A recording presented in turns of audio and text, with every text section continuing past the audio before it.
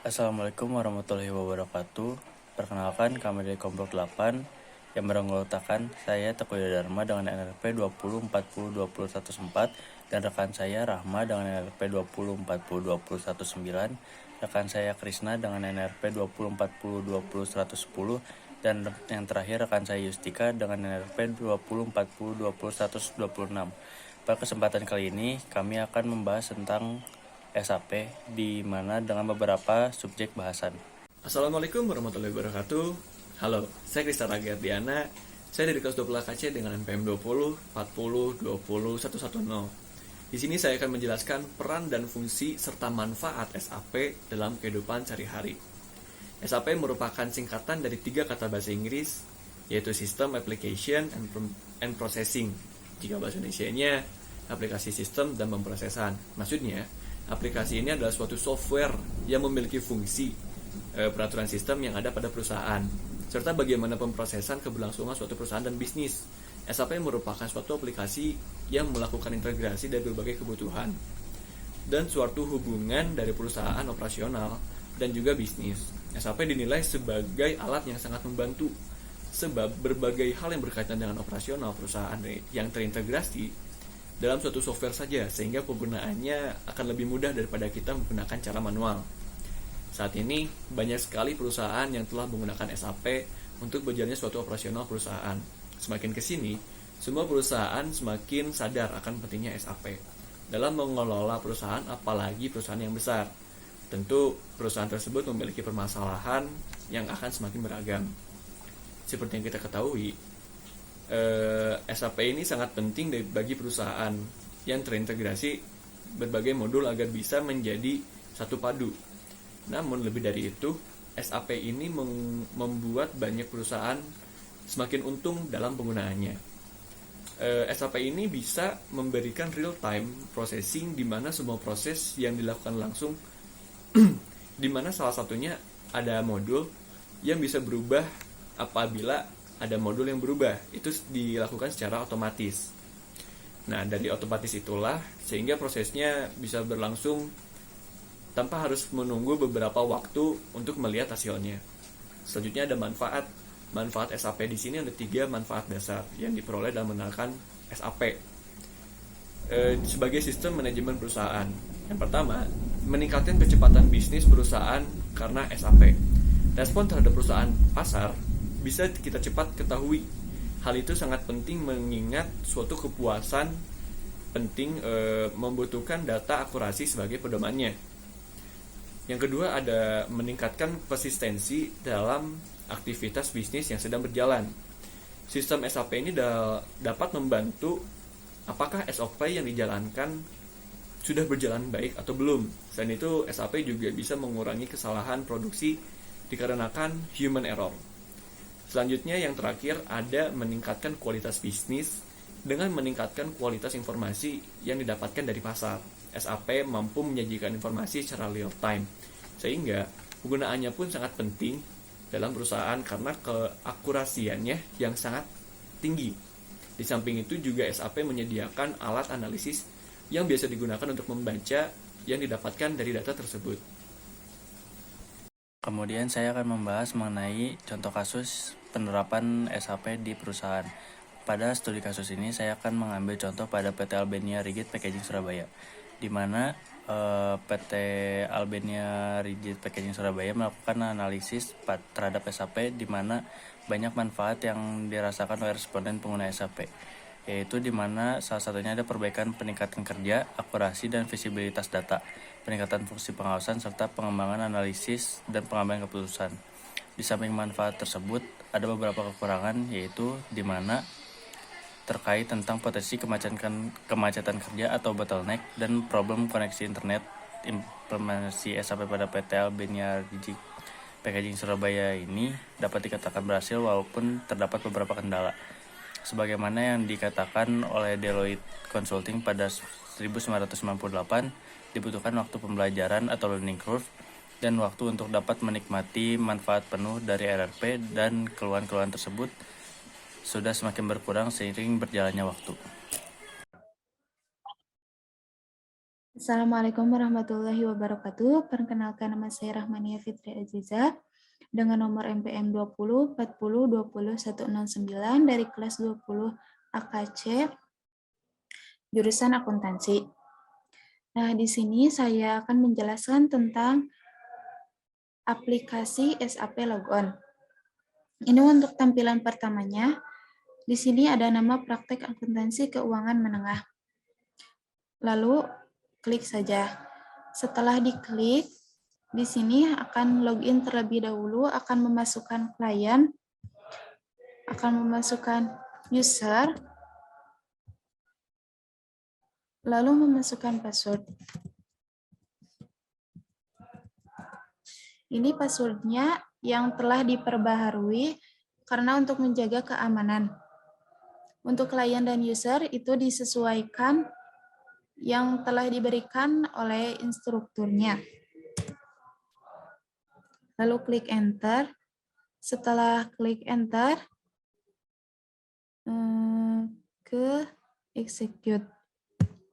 Langsung saja diklik.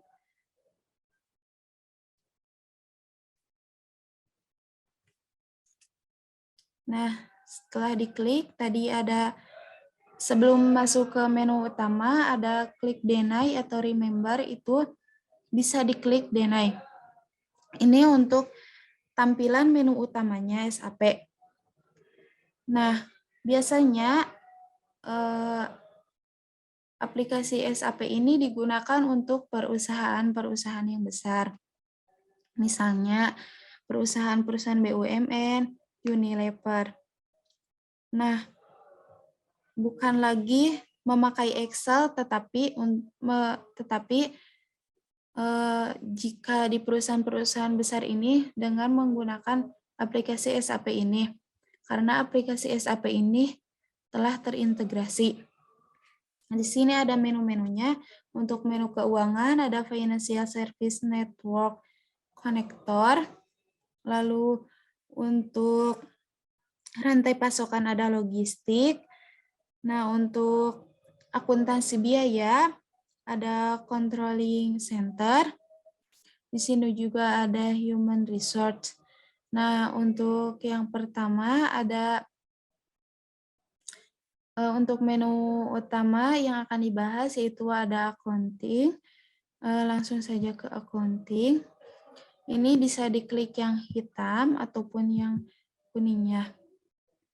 Nah, setelah ke accounting, masuk ke financial accounting. Lalu ke account receivable. Setelah ke account receivable yaitu ke master record. Setelah master record, di sini di dalam master record itu kan banyak menu-menunya. Dikarenakan banyak menu-menunya agar tidak tertukar, maka apabila di sininya tidak ada kode, maka akan membuat kode terlebih dahulu. Masuk ke extras. Nah, lalu ke setting. Setelah settings, di sini pilihannya ke display technical names.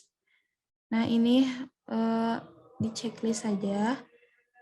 Lalu ini juga di checklist.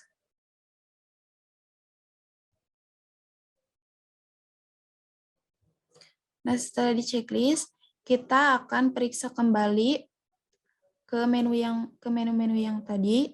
Nah, yang pertama ke accounting, lalu ke financial accounting, ke account receivable,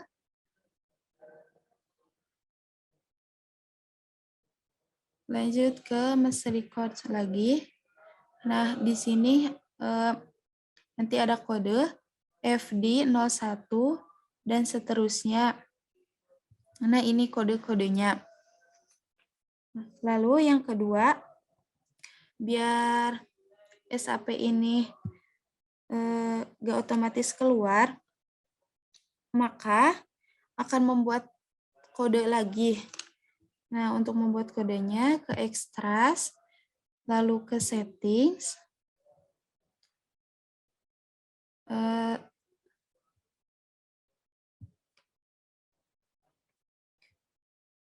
diulangi yang tadi untuk kodenya ke extras, lalu ke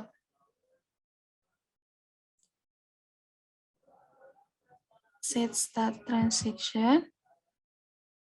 Nah, di sini dimasukkan kodenya yaitu Z sub GUI. Langsung diklik saja checklist. Nah, di sini tertera notifikasi transaction J sub GUI set as start transaction. Nah, untuk manfaatnya yaitu agar setelah logout,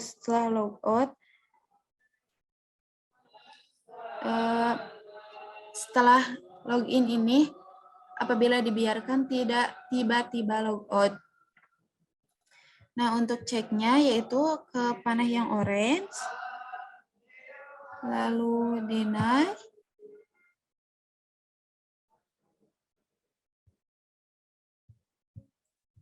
login lagi. Nah, ini langsung ke menu-menu yang ini. Tuh, jadi tidak terlogout otomatis. Nah, untuk yang ketiga ada transaksi favorit untuk exercise 3. Nah, untuk transaksi favorit ini digunakan apabila tidak ingin bolak-balik ke menu yang itu agar lebih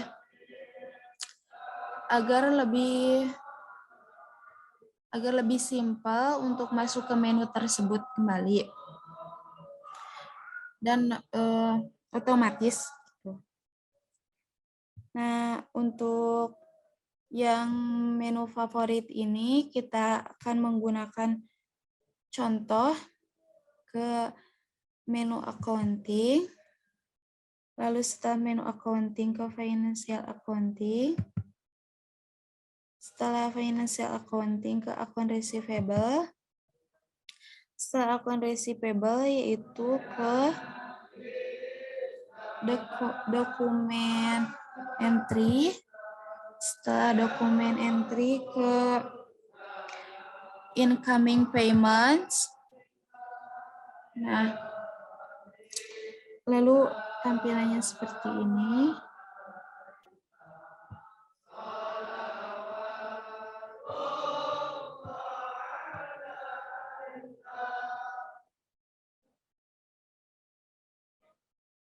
Nah, ini bisa untuk ini itu bisa di drag langsung ke atas ke sini. Nah, ini setelah di drag ini otomatis menunya langsung berada di bagian favorit. Ini untuk menu favorit ini fungsinya biar tidak bolak-balik untuk mengakses menu yang kita sering dituju. Nah, apabila ingin dihapus dari bagian favorit, maka bisa langsung diklik bagian delete. Menu bagian delete. Nah, langsung terhapus untuk ini. Sekian pembahasan dari exercise 1 sampai exercise 3. Selanjutnya akan untuk exercise 4 sampai 6 akan dibahas oleh rekan saya.